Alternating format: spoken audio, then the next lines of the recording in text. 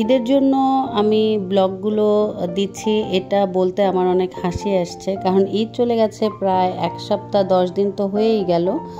তো তারপরও আমার যেই ঈদ সেই ঈদ কিন্তু আর আসে না। তারপরও ভাবলাম আজকে আপনাদের সাথে শেয়ার করি আপনাদের কাছে রান্নাঘরটা কিভাবে ঈদের জন্য গুছিয়ে নিলাম, সেটা দেখাতে পারলে আমারও ভালো লাগবে, আপনাদের কাছেও আজকের ব্লগটা ভালো লাগবে। আসসালামু আলাইকুম, আমি Jannatul Ferdous Priya family bonding Bangla blog channel থেকে আরেকটা নতুন ব্লগ নিয়ে এসেছি। আশা করছি যে যেখান থেকে বসে আজকের এই ব্লগটা দেখছেন আপনারা সবাই অনেক ভালো আছেন, সুস্থ আছেন। আমি এখন আপনাদের সাথে যেটা শেয়ার করব সেটা হচ্ছে রান্নাঘরটা আমি ঈদের জন্য একটু গুছিয়ে নিয়েছিলাম।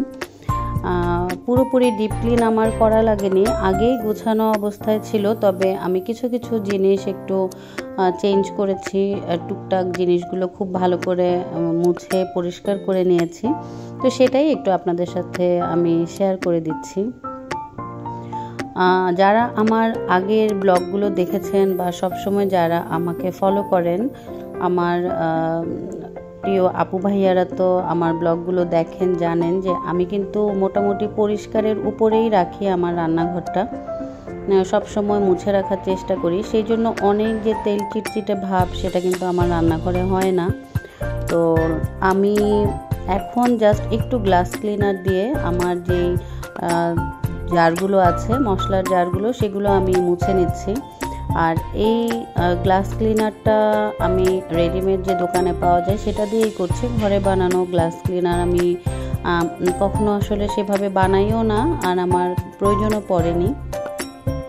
তো এই গ্লাস ক্লিনারটা অনেক ভালো, এটা দিয়ে কিন্তু আমায় একটু ঘষে নিলেই আমার পুরো জারগুলো পরিষ্কার হয়ে যায়। আর যেগুলো আমি গত ব্লগে আপনাদেরকে দেখিয়েছিলাম বাজার করেছিলাম ঈদের জন্য, তো সব বাজারগুলো এখন আমি এক এক করে জারগুলোর মধ্যে রিফিল করে নিচ্ছি, আর কিছু কিছু আমি স্টোরেজ করে রাখবো। তো এইভাবেই আমি আমার পুরো রান্নাঘরটাকে এবার একটু সাজিয়ে গুছিয়ে নিচ্ছি। আমরা কিন্তু যারা ঘরে প্রতিদিন কাজকর্ম করি, বেশিরভাগ সময় আমাদেরকে রান্নাঘরেই থাকতে হয়, সেই জন্য রান্নাঘরটাকে আমরা আসলে চেষ্টা করি যে একটু আরামদায়ক করে রাখতে। তো আমার ক্ষেত্রে হয় যে আমার রান্নাঘরটা আসলে শুরু হতেই শেষ এরকম একটা রান্নাঘর, তো সেইটাকে আমি একটু সবসময় টিপটপ রাখার চেষ্টা করি। এই জন্য যেহেতু রান্নাঘরে আমার অনেকটা সময় থাকতে হবে এবং রান্নাঘরেই আমার কাজ, তো সেই জন্য আমি যদি সব গোছানো পাই বা একটু টিপটপ পাই তাহলে কিন্তু আমার নিজের কাছেও অনেক ভালো লাগবে, চারপাশে ঘুরে তাকাতে আমার কাছে একটু শান্তি শান্তি লাগবে।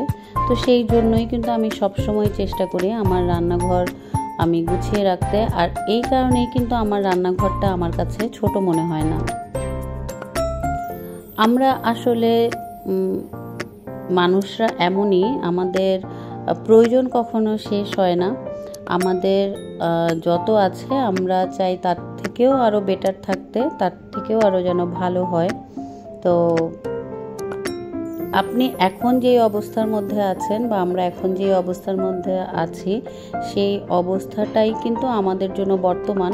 ভবিষ্যতে কি হবে বা কাল কি হবে, পরশু কি হবে, এই জিনিসটা আমরা কেউই জানি না।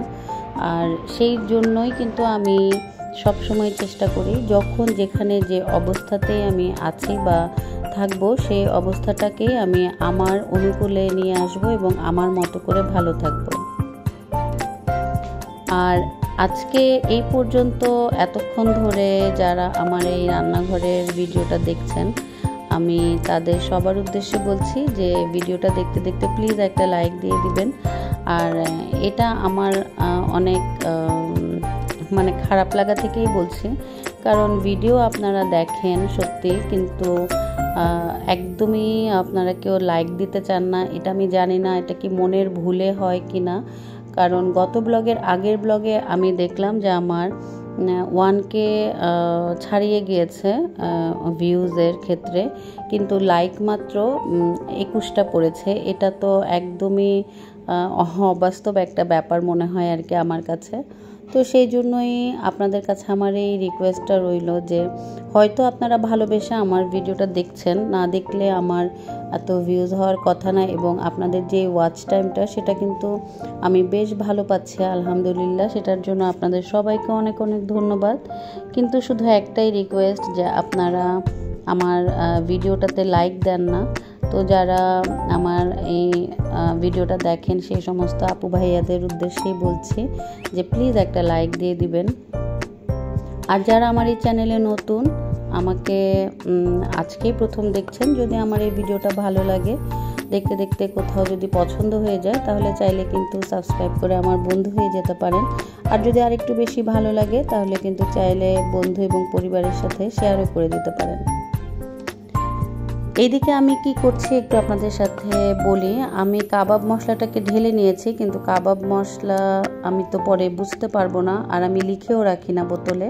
তো সেই জন্য যে কাবাব মশলার প্যাকেটটার মধ্যে মশলার নামটা লেখা আছে সেটাই আমি একটু কেটে রেখে দিলাম।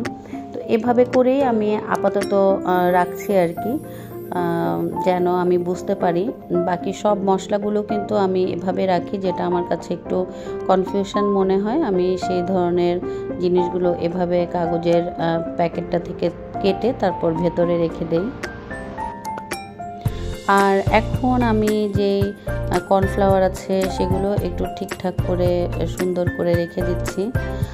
মোটামুটি আমি চেষ্টা করছি যেন আমার কোরবানির আগে যেই কাজগুলো আছে বা রান্নাঘরে যেই জিনিসগুলো আমার লাগতে পারে সেগুলো সব একদম জারে জারে ভরে রাখতে, আর বাকি যেগুলো আমার ঈদে লাগবে না বা দরকার নেই এই মুহূর্তে, সেই জিনিসগুলোকে কিন্তু আমি সুন্দর মতো স্টোরেজ করে রেখে দিয়েছি, পরে আমার কাজে লাগবে।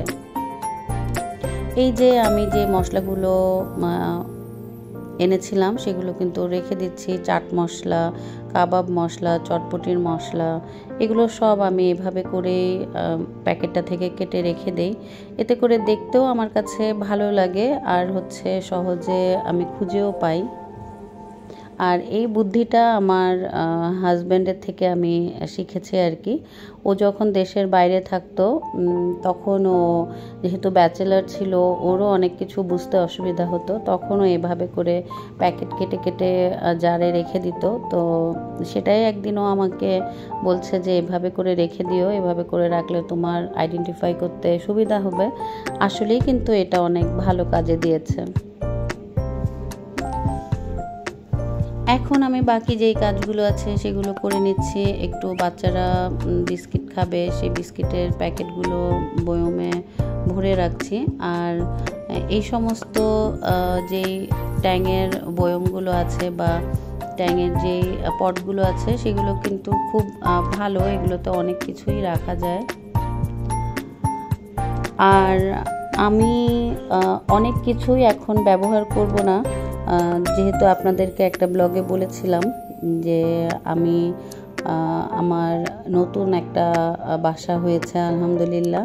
তো সেখানে যখন যাব সেই জিনিসগুলো আমি নিয়ে যেতে চাই, যেগুলো আমার এখনও অনেক পছন্দ। তো সেই সমস্ত জিনিসগুলো আমি অনেক কিছুই এখন ব্যবহার করি না, তো রেখে দিয়েছি। যদি কখনো আমার কিসমতে বা আমার রিজিকে সেই বাসা বা সেই নতুন জায়গা কপালে লেখা থাকে, তখন আমি আমার মনের মতো করে আমার ঘর নতুন করে সাজাবো। আর সেটা তো আপনারা আছেনই দেখার জন্য যে আমি কীভাবে সাজাই, আপনাদের সাথেও আমি সেটা শেয়ার করব। তো সেই জন্য আমি এখন খুবই কম জিনিসপত্র রান্নাঘরে রাখি, আর যেগুলো পছন্দ সেগুলো উঠিয়ে রেখেছি। তো যা আছে সেটা দিয়েই কিন্তু আমি আমার রান্নাঘরটাকে এখন একটু সাজিয়ে গুছিয়ে নিচ্ছি। আর আমি আমার তেলের যে জারগুলো আছে সেগুলোকেও একটু চেঞ্জ করে নিয়েছি। আমি এবার আমার যে তেলের জারগুলো আছে সেগুলোকে কিন্তু আমি রিসাইকেল করে নিচ্ছি, মানে যে আমার তেলের যে বোতলগুলো আমি নতুন রেখেছি সেগুলো হয়তো কোনোটা সসের বোতল ছিল বা কোনোটা আমার আগে অলিভ অয়েল কেনা ছিল, সেগুলোকেই আমি রিফিল করে এবার রাখছি। আমার কিন্তু তেলের জারের একটা ফ্যাসিনেশন আছে, যারা প্রথম থেকে আমার ভিডিওগুলো দেখেছেন তারা তো জানেন আমি কিন্তু বিভিন্ন ধরনের তেলের জার ইউজ করেছি। তো সেগুলো সব আমি এবার রেখে দিয়েছি, কেনা কোনো তেলের জার এবার আমি ব্যবহার করব না। তো এবার আমার ইচ্ছা হলো যে আমি একটু রিসাইকেল করে ব্যবহার করি, দেখি কেমন লাগে। আসলে প্রত্যেকটা মেয়ে মানুষেরই শখ কোথাও না কোথাও গিয়ে একই রকম হয়। শখ কিন্তু কাছাকাছি থাকে মেয়েদের, শুধুমাত্র রুচি এবং পারিপার্শ্বিক অবস্থার কারণে তার চাহিদাটা আরেক রকম থাকে। কিন্তু ম্যাক্সিমাম গৃহিণীকে বা ম্যাক্সিমাম মেয়েকেই সংসারে যখন ঢুকে তখন দেখবেন এই সংসার গোছানো, সাজানো, কেনাকাটা করা, নিজের জন্য কেনাকাটা করা, সংসারের জন্য কেনাকাটা করা, এগুলাই কিন্তু একটা কমন শখের মধ্যে পড়ে। তারপর হচ্ছে যার যার ভিন্নতা অনুযায়ী, যার যার সামর্থ্য অনুযায়ী, যার যার রুচি অনুযায়ী সে তার ঘরটাকে রঙিন করে তোলে, সুন্দরভাবে সাজিয়ে রাখে। এই যে বলছিলাম আপনাদেরকে যে আমি কিন্তু এবার রিসাইকেল করছি। তো এই যে আমার এটা কিন্তু একটা সয়া সসের বোতল ছিল, আর এই সয়া সসের বোতলটা কিন্তু খুবই ভালো। এটার যেই ক্যাপটা আছে সেটাও কিন্তু খুবই ভালো। তেলটা যখন ঢালি তখন বোতলের চারপাশে তেলটা পড়ে যায় না। কিছু কিছু জার আছে যেটা তেল পড়ে, যেমন এই অলিভ অয়েলের বোতল থেকে তেলটা ঢাললে আমাকে টিস্যু দিয়ে মুছে নিতে হয়, কিন্তু ওই সয়া সসের বোতলে কিন্তু সেটা হয় না। এটা আমার একটা অলিভ অয়েলের বোতল ছিল, তো এটাকে এবার আমি একটু রিসাইকেল করে সয়াবিন তেল রেখে দিয়েছি, আর ওইটার ভেতরে আমি রেখেছি সরিষার তেল। আর সানফ্লাওয়ার অয়েলটা বোতলটা আমি চেঞ্জ করিনি, এত কিউট লাগছিল বোতলটাকে। আর এই দুইটা বোতলের সাথে ওই বোতলটা কিন্তু খুব ভালোভাবেই যাচ্ছিল, তাই আমি আর সানফ্লাওয়ারের বোতলটা চেঞ্জ করব না। আর এখন একটু টুকটাক করে সাজিয়ে নিচ্ছি আর কি, একটা শোপিস দিয়ে আমি একটু পাশে যেন ভালো লাগে দেখতে, সেভাবে করে একটু সাজিয়ে গুছিয়ে নিচ্ছি। আমার কাউন্টার টপটা কিন্তু অনেক ছোট, সেই জন্য অনেক কিছু দিলে আর রান্না করার পর হাঁড়ি পাতিলগুলো রাখার জায়গা থাকে না, সেই কারণে আমি এবার আর কোনো কিছু বাড়তি দেইনি। চুলার পাশে অনেক তেল চিটচিটে ভাব হয়, আর সব সময় পরিষ্কার করে রাখা একটু ঝামেলা লাগে, তাই এবার চুলার পাশে এইভাবে করেই ছোট্ট দুইটা আমি শোপিসার দিয়ে রেখেছি। আমি যখন রান্না করি তখন কিন্তু এগুলো সরিয়ে ফেলি। তো এই তো আমি কিভাবে কি সাজালাম, রাখলাম, সেগুলো কথা বলতে বলতে আপনাদেরকে একটু দেখিয়ে দিচ্ছি। আর আপনাদের কাছে কেমন লেগেছে সেটা কিন্তু আমাকে অবশ্যই কমেন্ট করে জানাবেন। মাঝে মাঝে দেখি যে অনেক ভিউজ হয়, ভালো লাগে, আবার মাঝে মাঝে দেখি একদমই ভিউজ হতে চায় না, শুধুমাত্র এই লাইকের অভাবে।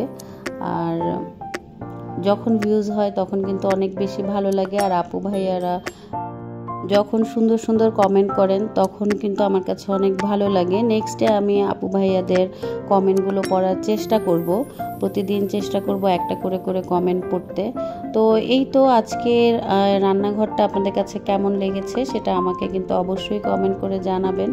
ইনশাল্লাহ আমি নেক্সটে আবার নতুন কোনো ভিডিও নিয়ে হাজির হব। ততদিন পর্যন্ত আল্লাহ হাফেজ।